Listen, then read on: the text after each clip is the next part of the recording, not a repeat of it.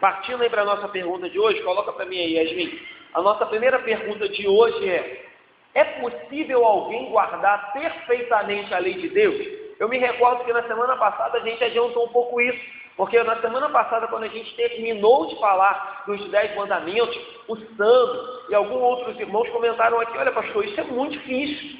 Isso é muito difícil. E aí eu acredito que as duas perguntas que a gente tem hoje para estudar, elas são muito fáceis de responder e são, como é que eu vou dizer, já são conhecidas pela igreja. Então, se eu perguntasse aqui, é possível alguém guardar perfeitamente a lei de Deus? Eu tenho certeza que os irmãos responderiam prontamente, pastor, humanamente falando, carnalmente falando, é impossível que o ser humano guarde a lei de Deus de forma perfeita. E foi a essa conclusão que nós chegamos, quando a gente estudou o primeiro, o segundo, o terceiro, até o 10º mandamento. Quando eu fechei o 10º, eu lembro que alguns irmãos falaram, olha pastor, é difícil a lei de Deus, ela é rígida, ela é dura, ela é perfeita, ela é santa, ela é sem mácula. E nós não, nós somos justamente o oposto. E aí a pergunta de hoje vem justamente nessa linha, na linha de que é possível? E aí vamos ver qual é a resposta que o catecismo tem para a gente? A resposta diz assim, desde a queda,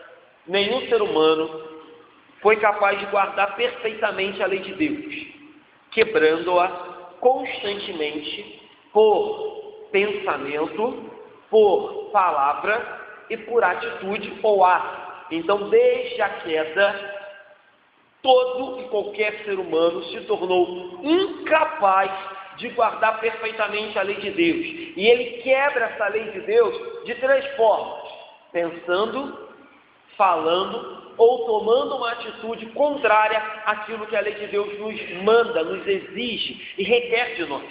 Eu tenho um versículo bíblico aí, bota para mim, Yasmin.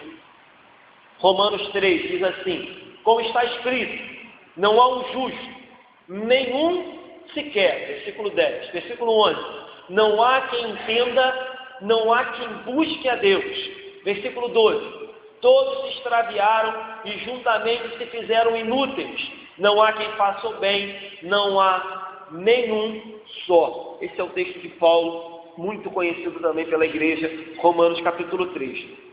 Eu lembro de um estudo que eu estava fazendo nessa semana para trazer essa colocação aqui, e esse estudo trazia um exemplo muito legal, dizendo o seguinte, assim como um viajante que faz a sua viagem a pé, um nômade, enfim, alguém que caminha pela vida, ao se deparar com uma forte tempestade vindo em sua direção, esse nômade, esse viajante que caminha uma longa distância, ele procura uma árvore, ele procura um abrigo, ele procura uma casa, ele procura uma cabana, ele procura um casebre para se esconder. Assim é um pecador diante da lei de Deus. Então deixe-me tentar explicar.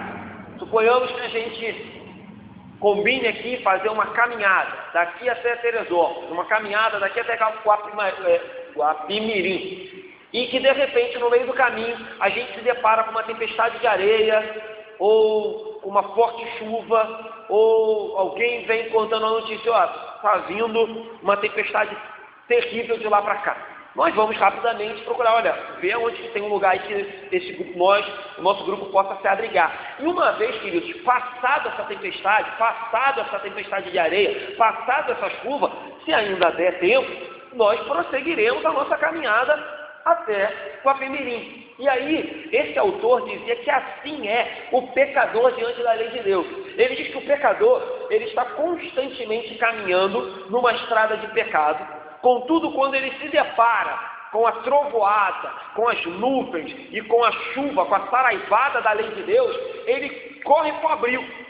E aí o pecador, ele até mesmo ora, ele até mesmo faz promessas a Deus, ele até mesmo faz acordo, olha Deus, se eu for livre dessa tempestade, se eu for livre dessa lei, da sua lei, da ira da sua lei, do peso da sua lei, eu me acerto, eu paro de andar naquele caminho.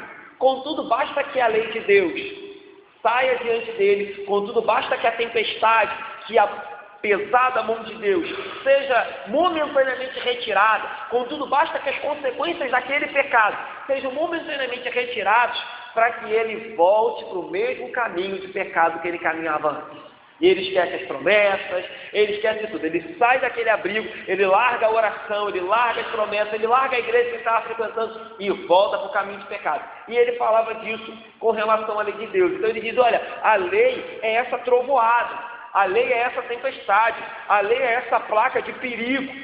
Você vai se perder, você vai para o inferno, você vai sofrer graves consequências. A lei é esse aviso.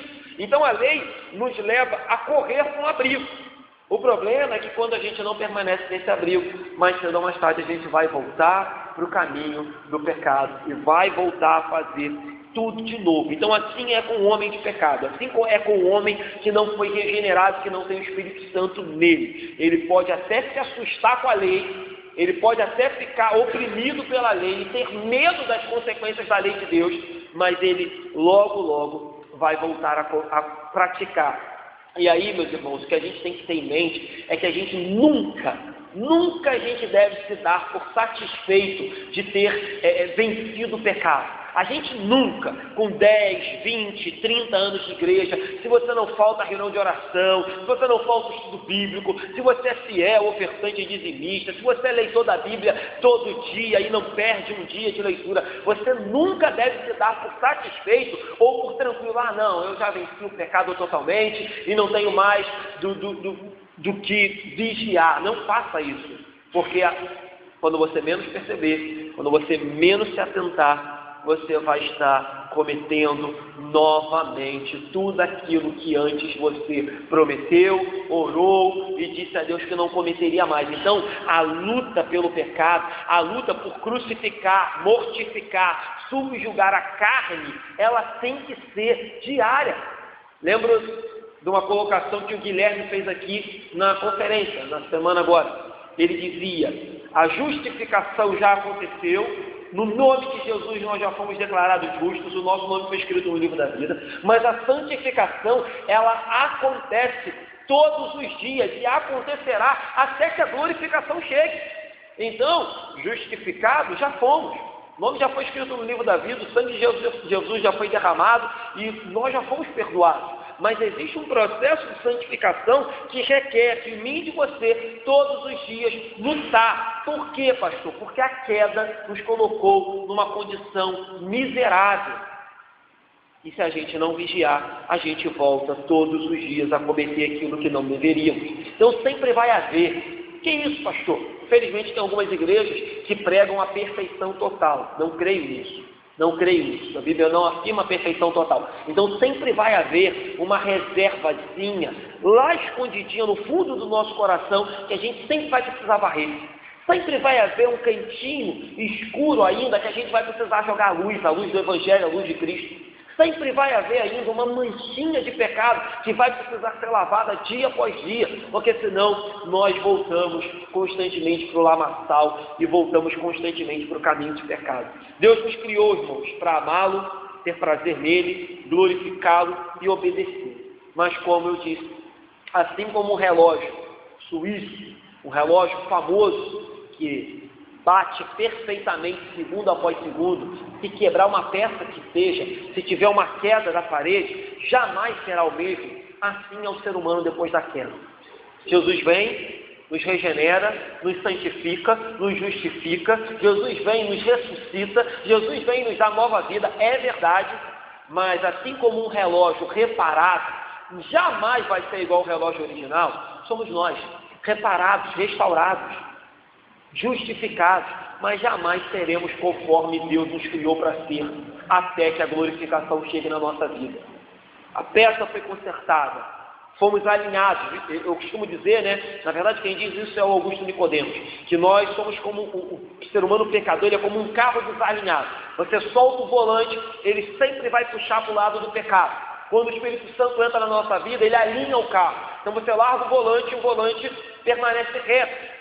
Contudo, irmãos, a gente jamais vai puxar naturalmente para o lado da santidade, porque a nossa natureza não permite. A nossa natureza sempre vai tender para o lado do pecado. O Espírito Santo sempre vai nos alinhar para que sejamos um carro tentando dia após dia seguir no caminho de Deus. Então, a Bíblia vai por diversas vezes falar dessa situação deprimente que nós vivemos em pecado. A Bíblia diz que isso é rebeldia, a Bíblia chama isso de morte espiritual, a Bíblia chama isso de cegueira, de doença, de prisão, a Bíblia chama isso de tantas coisas. Ou seja, a Bíblia, quando faz menção ao nosso estado pós-queda, ela não colore, ela realmente coloca ali as cores negras do nosso pecado. É como se ela pintasse um quadro mesmo preto e branco e terrível. Então, por isso que não pode haver brincadeira com o pecado, por isso que não pode haver flerte com o pecado, por isso que não pode haver relativização de pecado. Ah, pastor, isso é coisa boba. Não, tem coisa muito pior. Ah, pastor, tem gente que comete coisa muito... Meu irmão, não há relativização do pecado, não há flerte, não há brincadeira com o pecado, não há... exceção para pecado. Ah, vamos abrir uma exceção para esse pecado aqui. Não há isso, porque quando a gente abre a exceção, quando a gente flerta, quando a gente brinca com o pecado, pode ter certeza que assim como uma erva daninha, ela vai crescer e vai tomar conta do jardim. Tem muitos autores que usam essa ilustração, como se o nosso coração, após a regeneração, fosse um jardim plantado e belo e podado por Deus e cuidado. Contudo, basta que a gente comece a flertar com o pecado e abrir as portas para o pecado, para que aquele jardim seja tomado de capim, seja tomado de ervas daninhas, de espinheiros, de tal maneira que essas ervas venham sufocar todo o jardim, venham a oprimir toda a flor, toda a beleza plantada por Deus no nosso coração. Então, cuidado com isso. O resultado da queda é drástico. Assim como diz Jeremias, capítulo 17, versículo 9, dizendo que enganoso é o coração do homem. Infelizmente, isso é consequência da queda. Obviamente, irmãos, como eu disse, é muito desanimador olhar para a lei de Deus e olhar para o nosso coração. É desanimador. Mas a Bíblia não para na má notícia. A má notícia, ela está evidente na Bíblia. Mas a má notícia, ela vira plano de fundo, quando a boa nova, ou as boas novas do Evangelho se apresentam. A má notícia, ela é até necessária. Nós discutamos isso aqui na sexta-feira, quando o pastor Sandro pregou aqui. Ele dizia, sem a má notícia, a boa notícia não faz sentido. Eu já ensinei isso aqui na igreja. Sem a má notícia, sem a notícia, olha, você vai para o inferno. A notícia, olha, Deus tem um caminho para o céu, não faz sentido. Sem a má notícia, olha, você é um miserável pecador e precisa de um Salvador. A boa notícia, existe um Salvador, não faz sentido. Então, irmãos, a má notícia é desanimadora. A nossa condição enquanto pecadores é triste. Mas a boa nova do Evangelho diz que existiu um que guardou toda a lei, que cumpriu perfeitamente a lei de Deus, que obedeceu o Pai até o final e morreu uma morte de cruz por mim e por você. Então, a boa nova do Evangelho traz alívio para aquela pergunta: é possível alguém guardar perfeitamente a lei de Deus? Nós não, mas eu conheço um que guardou, e não guardou porque precisava. Eu conheço um que obedeceu, e não obedeceu porque necessitava. Eu conheço um que cumpriu, e não cumpriu porque pesava sobre ele o peso do pecado, mas cumpriu por mim e por você, como substituto meu e seu. E aí o Evangelho passa a ter graça, e uma graça incondicional. Se Adão cai e nos leva à morte, Cristo vem e nos leva à vida. Se Adão falha em cumprir, Cristo vem e é perfeito em cumprir. Se Adão vem e nos traz rebeldia, Cristo vem e nos traz obediência e santidade. Ou seja, Cristo vem corrigir aquilo que Adão, como nosso representante, fez de errado. Cristo, como nosso perfeito representante, corrige o nosso curso de vida e nos leva para uma santidade, para uma novidade de vida. Cremos que aquele que começou a boa obra lá quando nos chamou, aí cada um vai lembrar quando foi chamado, é fiel para continuar essa obra até aquele grande dia, quando voltará para nos buscar. É por isso que a gente levanta domingo após domingo, quarta após quarta, dia após dia, com fé, renovando a nossa esperança e pedindo a Deus que nos conserte e que nos melhore dia após dia. Por quê? Porque há bem algum em nós? Não, porque aquele que começou a boa obra é fiel para terminar. Porque quando ele olha para a minha vida, ele vê o sangue do Filho dele. Quando ele olha para a minha vida, ele vê as exigências que ele tinha sobre mim, cumpridas na cruz do Calvário. E agora ele me ajuda dia após dia a viver em novidade de vida. Então, na semana passada, a gente terminou com esse sentimento. Como é pesado, como é difícil. E a pergunta de hoje esclarece isso. A pergunta de hoje estampa isso. Não, você não pode cumprir perfeitamente a lei de Deus. Mas a gente não pode esquecer que justamente por não cumprirmos perfeitamente a lei de Deus, Ele enviou um que se colocou no meu e no seu lugar para cumprir perfeitamente a lei de Deus. Amém? Alguém quer falar, querido, sobre isso? Não? Então, bota mais um slide para mim aí. Como a gente tem feito sempre aqui, a gente tem colocado sempre outros catecismos, né, para confirmar aquilo que a gente tem estudado. E aí eu coloquei aí o catecismo de Heidelberg, pergunta 5, diz assim: você pode observar esta lei perfeitamente? E aí o catecismo de Heidelberg diz assim: não posso, porque por natureza sou inclinado a odiar a Deus e ao meu próximo. Então essa é um outro catecismo bastante antigo, que já trazia essa verdade, que naturalmente eu sou inclinado para o mal e não posso cumprir a lei de Deus de forma perfeita, a não ser quando o Espírito Santo vem habitar em mim e que Jesus vem cumprir aquilo que era obrigação minha. Botei mais um aí? Botei mais dois. Pergunta 6 do mesmo catecismo diz assim: mas Deus criou o homem tão mau e perverso. Então, se a pergunta 5 diz assim: não, por natureza você não pode fazer o que é bom. E a pergunta 6 é: Deus nos criou assim, maus e perversos? Vamos ver a resposta? Não, Deus criou o homem bom e a sua imagem. Isto é, em verdadeira justiça e santidade. Então Deus nos criou bom em verdade, em justiça e em santidade, para conhecer corretamente a Deus, seu Criador, amá-lo de todo o coração e viver com Ele em eterna felicidade para louvá-lo e glorificá-lo. Então ali é a nossa origem, ali está nosso ponto de partida. Então Deus nos criou bons, a sua imagem e semelhança, justos, santos, aptos de conhecê-lo, glorificá-lo, amá-lo, adorá-lo, louvá-lo. Mas algo aconteceu e a gente já antecipou, e aí a pergunta aí é o Catecismo Maior de Westminster, pergunta 21. Continuou o homem no estado em que Deus o criou no princípio? E aí a gente vai saber que não. Nossos primeiros pais, Adão e Eva, sendo deixados à liberdade da sua própria vontade, pela tentação de Satanás, transgrediram o mandamento de Deus, que ali no jardim do Éden consistia em não coma do fruto. Comendo do fruto proibido, e por isso caíram do estado de inocência e de perfeição da criação de Deus, em que foram criados. Então, essas perguntas fecham esse nosso pensamento acerca da lei de Deus. É possível o homem obedecer? Não. Não por quê? Porque a nossa natureza é inclinada ao mal. Ah, Deus então criou a nossa natureza inclinada ao mal? Não. Deus nos criou a imagem e semelhança perfeitos. Mas devido à queda, nós nos tornamos perversos, maus e afastados da boa mão de Deus. Beleza? Próxima pergunta de hoje aí. Pergunta 14 diz assim: Deus nos criou incapazes de cumprir sua lei? Parece que eu botei a resposta um pouco antes, né? Mas vamos seguir aí. A pergunta, bota a resposta para mim. Diz assim: não, mas devido à desobediência de nossos primeiros pais, Adão e Eva, e toda a criação é caída. Nascemos todos em pecados e culpa. Somos corruptos por natureza, incapazes de guardar a lei de Deus. Então, como eu disse, eu creio que no começo, quando Deus criou os céus e a terra, e tudo que nela há, inclusive os animais e os demais habitantes da terra, habitantes que eu digo animais e não ser humano, por último, no Gênesis, Deus cria o ser humano. E se você for ler, toda vez que Deus já terminava o dia e ele acabava de criar alguma coisa, e viu Deus que era bom.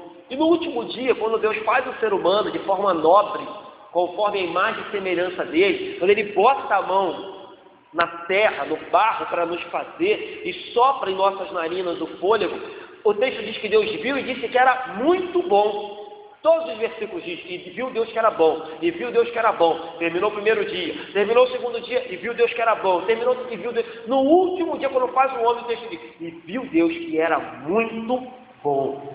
Então Deus não nos criou de forma perversa, de forma maligna e de forma corrupta. Pelo contrário, nos fez macho e fêmea, à sua imagem e semelhança, perfeitos, livres, independentes, inocentes. Contudo, essa liberdade, essa independência nos levou à queda e a toda a corrupção humana. Então o homem não permaneceu por muito tempo com essa liberdade. E aí alguns teólogos, alguns pastores, até alguns políticos vão dizer que desde do Éden o ser humano não sabe lidar muito bem com a liberdade que tem.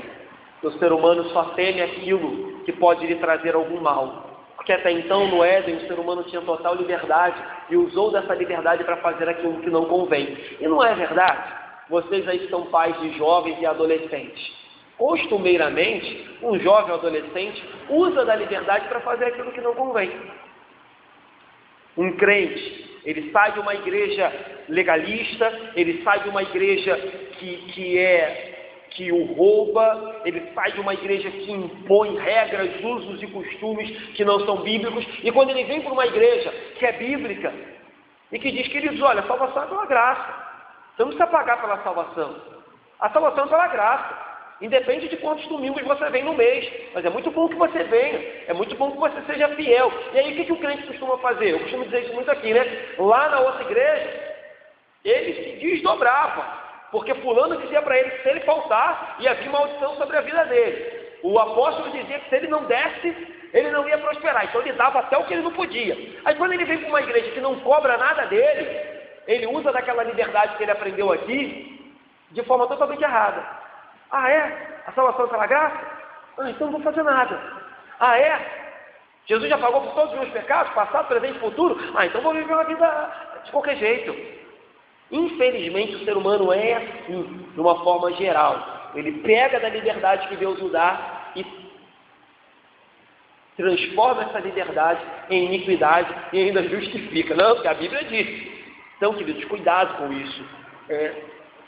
Durante toda a história da Bíblia, e durante toda a história da humanidade, o que tem nos levado à desgraça e a erro após erro é a concepção de que para ser livre eu tenho que me ver isento de qualquer responsabilidade. Que para ser livre eu tenho que me ver isento inclusive de Deus, porque Deus é opressor, porque Deus é controlador, porque Deus é manipulador, porque Deus quer me mandar. Então a verdadeira liberdade, foi isso que Satanás falou para Adão e Eva. A verdadeira liberdade, ela se encontra longe de Deus, fora de nenhuma responsabilidade. Eu quero ser livre, responsabilidade zero, compromisso zero, dedicação zero.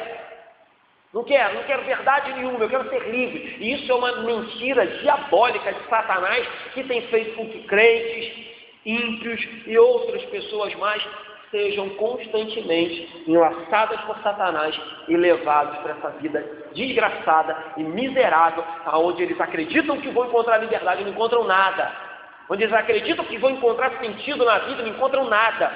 Pelo contrário, só encontram desgraça, problema e atrás de problema. Então cuidado com essa tal liberdade cantada, desejada, buscada em tantos meios, inclusive na igreja evangélica. Então, cuidado, liberdade concedida por Cristo na cruz não implica libertinagem. Liberdade conquistada por Cristo na cruz não implica uma vida a bambu, sem compromisso, sem dedicação, sem relacionamento, sem obediência. Não implica isso. Quando a gente confunde as coisas, a gente está pervertendo novamente a liberdade que Deus deu ao homem no jardim do Éden e nos dá novamente por meio de Cristo Jesus. E perverter liberdade nos leva para a mesma condição que Adão e Eva nos levaram. Pecado, queda, problema, condenação, inferno. Então, não existe livramento desse estado de queda, a não ser pelo nome de Jesus, pelo sangue do Cordeiro e pela mediação que o Espírito Santo faz por nós, com gemidos inexprimíveis, dia após dia, nos capacitando, nos ungindo, nos dando dons, talentos, nos colocando de pé, nos dando dia após dia disposição. Quer ver uma coisa muito interessante que eu anotei aqui, quando eu estudava, sobre a natureza pecaminosa? Você aqui que é pai, né, melhor do que eu, vai lembrar que constantemente você teve que ensinar seu filho a pedir por favor, a falar muito obrigado. Constantemente você tem que educar o seu filho para que ele seja educado. Constantemente você tem que repreender o seu filho para que ele tome cuidado com alguns modos e com algumas atitudes que ele toma. Mas você já percebeu que você não precisa ensinar uma criança a falar é meu, a brigar com o coleguinha, a fazer birra e se jogar no chão no shopping? Você não precisa. Você não precisa ensinar a criança a dar um tapa. Toda criança dá tapa. Morder. A criança morde. O adulto, quando está chateado. Você percebeu que você não precisa ensinar isso? Você não vê nenhum pai falando, não, agora eu vou te ensinar a dar um tapa. Agora eu vou te ensinar a se jogar no chão no shopping. Ninguém ensina isso, gente. E como? Como? Aprendeu como? É a nossa natureza pecaminosa. Nasce com a gente, está dentro de nós. Em compensação, para ensinar certo, passa vergonha, né? Minha mãe dizia que cansou de passar vergonha comigo. Ela ensinava tudo certinho, mas quando chegava na rua, fazia tudo errado. E aí você fica com aquela cara, né? E às vezes, eu sei, queridos, porque eu às vezes eu já julguei as pessoas assim. Você fala, não é possível que essa mãe não está vendo isso. Irmãos, aquela mãe já ensinou 30 vezes, mas a criança faz de novo. E às vezes a gente fala, não é possível que a mãe não está percebendo que essa criança está fazendo. Ela está percebendo. Mas tem hora que a mãe já até entregou os pontos lá. Já me dei por vencida. Já estou derrotada, já largou de mão. Mas já entregou os pontos. Então, assim, eu estava até brincando esses dias, né? A gente sabe que aqui na igreja, igual aqui, as crianças têm liberdade. Não me atrapalham em nada as crianças correndo, gritando, ficando em pé no banco, não me atrapalham. Mas às vezes a gente acha que é só na gente. Eu fui numa igreja esse dia pregar, as crianças ficaram a pregação toda dando volta olímpica. Volta olímpica. Eu parei de contar, mas eram mais de 30 voltas olímpicas na igreja, enquanto eu pregava. Então, assim, irmãos, em todo lugar. E aí, alguém ensinou a dar volta olímpica na igreja? Não, ninguém ensinou. Aprende sozinho. Nasce dentro de nós esse impulso pecaminoso. Mas, repito, Deus, quando nos fez, disse que era muito bom. O problema todo foi a queda e Satanás que veio para destruir a criação de Deus. Então, isso não quer dizer, e aí eu quero fazer essa colocação aqui, que todo ser humano é desprovido de bondade, que todo ser humano é totalmente maldito. Não, até porque nós fomos criados à imagem de Deus. Nós fomos criados à imagem de Deus. Nós fomos criados com bondade. Nós fomos criados com santidade. Nós fomos criados de forma perfeita como Deus perfeito é. Nós fomos criados com os atributos que Deus nos deu. A queda, ela vem e corrompe. A queda, ela vem e distorce aquilo que Deus nos deu na criação. Mas isso não significa que nós, ainda como seres humanos, ainda aqueles que não têm o Evangelho, que não têm o Espírito Santo, não possam fazer coisas boas, coisas belas, não possam ser bons médicos, bons cientistas, não possam ser bons advogados, bons doutores. Podem. Por quê? Porque isso se encontra na criação, isso se encontra na marca de Deus quando nos fez. A queda destrói isso, a queda mancha isso. Mas a queda não nos incapacita de praticar um bem, seja ele qual for. O problema está, a queda nos incapacita sim. Em que sentido, pastor? Nos incapacita no sentido espiritual. A queda nos incapacita, como disse Romanos 3, que a gente leu, a buscar a Deus, a adorá-lo e a servi-lo em espírito e em verdade. Então, quando eu digo que o ser humano caiu, ou que o ser humano está corrompido pela queda, eu não estou dizendo que ele não pode ter nenhuma atitude boa, que ele não pode encontrar alguém na rua passando necessidade e acolher. Ele pode fazer. Mas com relação a Deus, a queda nos afasta totalmente de Deus, porque a Bíblia diz que Deus não pode ter relação com o pecado, Deus não pode ter contato com aquilo que era impuro. Por exemplo, é como se você pegar um leão faminto e colocar para ele 2 pratos de comida. Você coloca um prato com carne vermelha e você coloca outro prato com legumes e vegetais. Aparentemente, aquele leão cheio de fome, ele tem liberdade para escolher entre os dois pratos. Contudo, meus irmãos, a natureza dele vai fazer com que ele sempre, 100% das vezes, se escolha a carne vermelha. É a nossa situação, é a nossa circunstância. Dois pratos diante da nossa frente. Um prato de pecado e um prato de santidade. A nossa natureza caída vai sempre escolher o pecado. Se não for o Espírito Santo para nos dizer, olha, isso não convém a você, isso não é seu, isso não é lícito a você, isso não mais faz parte da sua vida. Aí a gente se volta e olha, é aquela história que eu acho também, acho que foi Nicodemos que disse, nós estamos caminhando para um abismo, até que o Espírito Santo abra os nossos olhos, destampe os nossos ouvidos e diga, olha, você está indo para o abismo. E aí a gente entende que é um abismo, porque até então a gente está cego, surdo, indo para o abismo sem perceber. E assim é um leão, assim somos nós diante de um prato de pecado e um prato de santidade. Se não for o Espírito Santo, a nossa natureza sempre vai escolher o errado.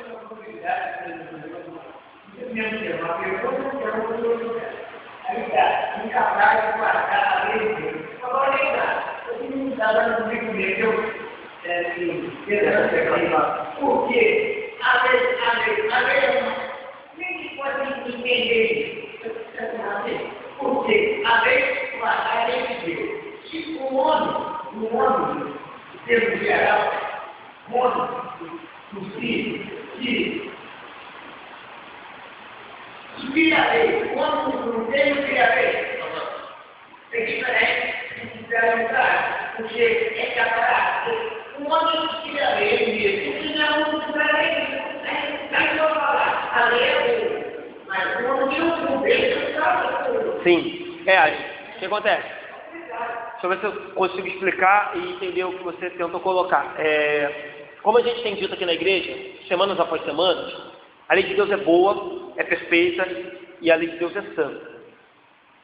Contudo, diante da nossa incapacidade de cumprir a lei de Deus perfeitamente, a gente precisou que Jesus viesse para cumprir a lei no nosso lugar. E agora que ele já cumpriu e já nos ofereceu a salvação de graça, a gente, depois disso, a gente começa a olhar para a lei de Deus e cumpri-la em gratidão por aquilo que Jesus já fez, e não como uma chave para ganhar a salvação. A salvação já foi dada. A lei já foi completamente cumprida por Jesus. Agora a gente tenta, dia após dia, cumpri-la como gratidão e como reconhecimento do amor de Jesus, tendo cumprido a lei e sofrido a pena da lei no nosso lugar. Com relação à lei dos homens, tem uma outra colocação também, como você fez. Eu sou da linha dos teólogos que dizem que toda lei, tirando as leis hoje em dia, que esses malditos têm tentado criar, toda lei, no início, ela partiu de uma ideia da lei de Deus. É aquilo que eu costumo dizer aqui, né?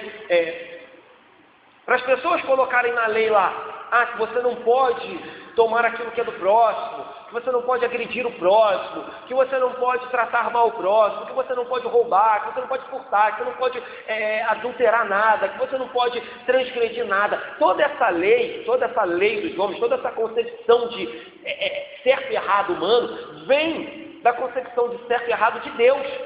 Porque assim, hoje a gente tem um grupo na sociedade que costuma dizer que não existe certo e errado, que depende do seu ponto de vista. Mas eu já disse isso aqui. Se a gente for por essa linha, que não existe certo e errado, que tudo depende do ponto de vista, a gente vai viver numa selva. A gente vai viver numa loucura. Porque se não existe certo e errado, cada um faz o que quer. E vamos embora. Então, inclusive o pecador, inclusive o ímpio, inclusive o ateu, quando ele se faz valer de algumas leis que têm base ou que têm uma pegada na lei de Deus, eles estão reconhecendo, ainda que não de forma explícita, que precisam sim de regras e de verdades absolutas. Existe uma verdade absoluta. Você não pode matar a pessoa. Existe uma verdade absoluta. O que fulano comprou é dele, não é teu. Você não pode pegar. Então, queridos, eu acredito sim que a lei de Deus norteia, ainda que o ímpio diga que não, norteia muito daquilo que a nossa sociedade entende como verdade, ainda que eles não deem braço a torcer. Então, hoje, é claro, a lei dos homens, ela tem pontos positivos e pontos negativos. O fato dos homens não cumprirem aquilo que eles mesmos escrevem só revelam a sua natureza corrupta e caída. Mas com relação à lei de Deus, repito, ela é sim ainda válida nos nossos dias. Contudo, ela não é válida como um cheque que a gente precisa conquistar para entrar no céu. Ela é válida como uma demonstração de gratidão, de amor e de carinho ao Deus que nos salvou e enviou o seu Filho. Então, repito aqui o que eu falei: aonde Adão falhou, Cristo acertou. Aonde Adão trouxe morte, Cristo trouxe vida. Aonde Adão trouxe condenação, Cristo trouxe salvação. Então aí que entra a diferença. Então, estávamos condenados debaixo da lei de Deus e agora estamos lavados e remidos pelo sangue do Cordeiro, e olhamos para a lei de Deus como algo que é benéfico para a nossa vida, como algo que é um norte para a nossa vida. Então a lei de Deus serve como isso, a lei de Deus serve como um parâmetro. É como se eu estivesse andando aqui nessa estrada e a lei de Deus me impedisse de sair da estrada tanto para a direita quanto para a esquerda, porque ela é o guarda-reio, ela é o parâmetro, ela é o limite. Então, se eu começar a tentar sair da estrada, a lei de Deus me coloca de novo para o meio. Se eu começar a sair da estrada, a lei de Deus me faz voltar para o meio. Então, a lei de Deus é guia nosso, guia, luz para o nosso caminho, lâmpada para os nossos pés. Certo? Para terminar, coloca para mim aí. Outro texto aí de Romanos: portanto, como por um só homem entrou o pecado no mundo, e pelo pecado a morte, assim também a morte passou a todos os homens, por isso todos pecaram. Então é o texto de Romanos 12, apenas para falar da questão da pecaminosidade de Adão sendo imputada a todos nós, porque ele era o nosso representante. Já falei sobre isso aqui na igreja várias vezes, questão da imputação. Próximo aí, Edwin. Catecismo de Heidelberg, pergunta 9. Então Deus exige do homem, essa pergunta é legal, em sua lei, o que este não pode cumprir? Isto é injusto? Então, qual a pergunta?